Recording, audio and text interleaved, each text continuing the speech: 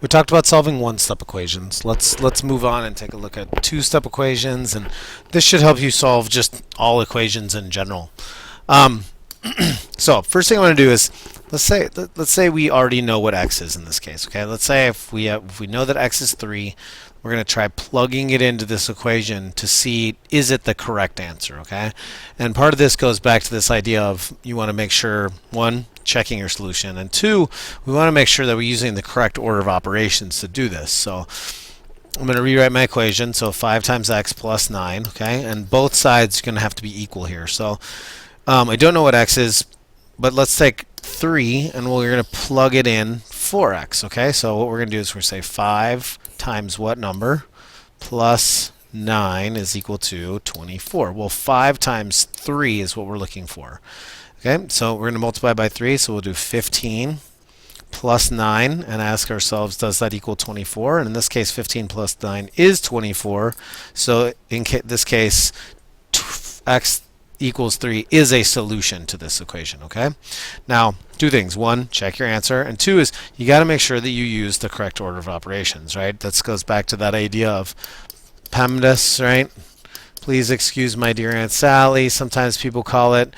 Either way, you just have to remember that you multiply and divide from left to right, and then you also add and subtract from left to right.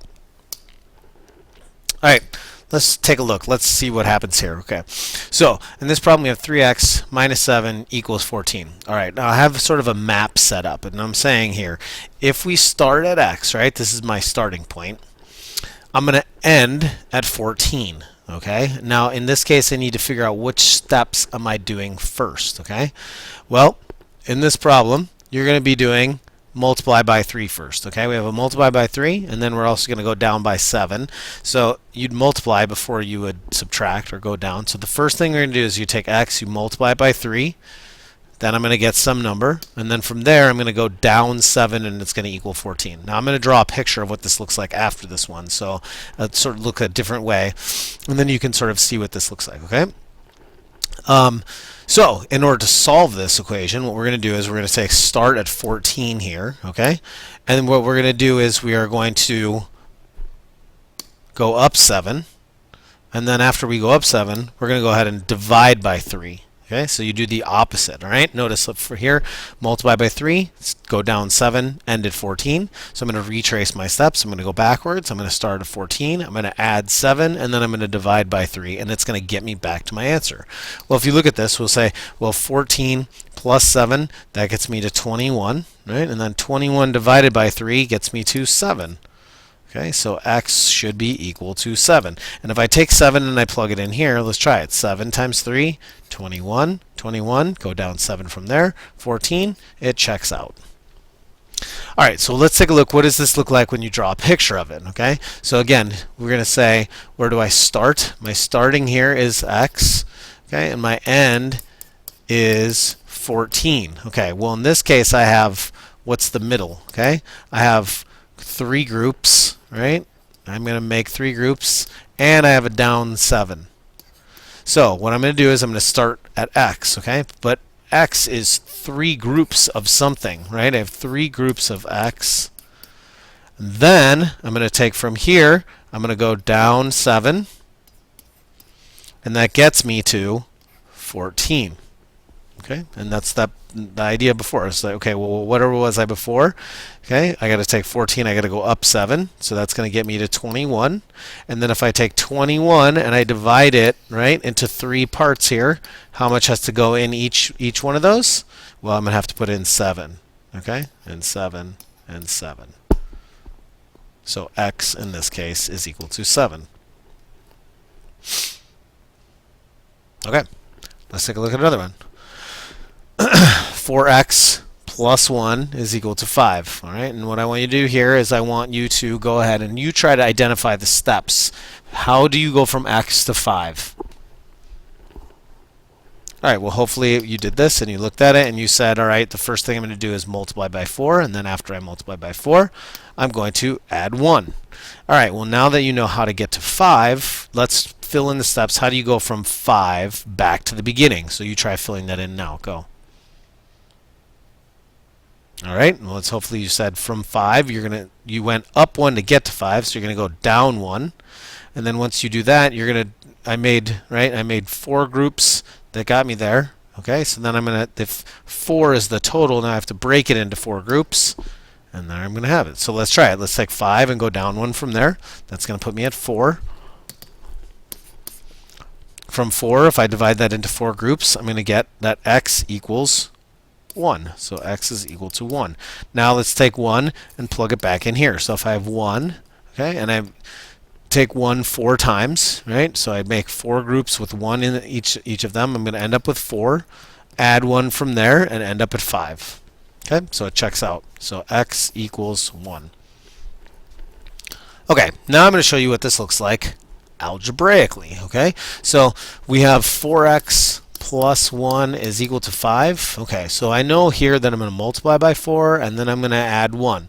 So the first thing I'm going to do is take 1 away, right? Notice I do 5 minus 1. I'm doing the same steps here. I'm just sort of redoing them. I'm showing what they look like in sort of a more mathematical way. Okay, I'm going to leave my equal sign all nice and lined up. Okay, and then I'm going to undo the steps on the other side. Okay, so this says if I have 4, I multiply by 4, or if I have x, I multiply by 4, and then I'm going to add 1 or go up by 1, and I end up at 5. So that's what I'm doing here. I'm reversing this. Okay, instead of adding 1, I'm going to take 1 away or go down 1. So then I'm going to have 4x is equal to 4. Well, now I need to break this into groups. Okay, well there's this 4 times x. So what I'm going to do is I'm going to take 4 and divide it by 4, which gives me x is equal to 1, which I already know is my solution. Okay, let's try another one. X divided by 2 minus 3 is equal to 1. So in this case, I'm going to start somewhere. Okay, I'm going to divide it or make groups, right? Take that and then make groups of 2. Make 2 groups, and then whatever's in those, I'm going to subtract 3 and end up at 1. So the first thing I'm going to do here is I would divide by 2. And then I would go down 3, and I'd end up at 1. Okay, so I have some amount, right? I have x. I divide it into 2 groups. Then I'm going to go down 3, and I'm going to end up at 1. So how do I reverse this? If I start at 1, okay, I'm going to go up 3, and then once I get there, now I'm going to make, that's how much is in each group. So 2 of those groups is going to give me a total of some amount.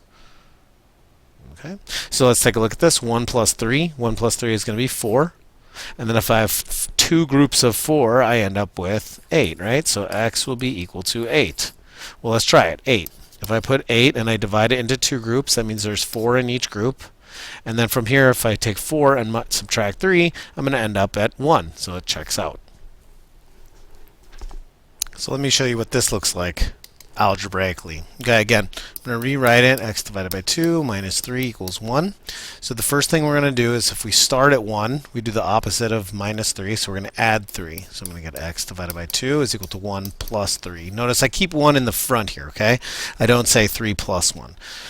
So that's going to be x divided by 2 is equal to 4. Okay, so I'm taking some number and I break it into 2 groups, and inside of each group is 4. Okay, so that means that x is going to have to be 4 2 times. There's going to be 2 groups of 4. So that means x is equal to 8.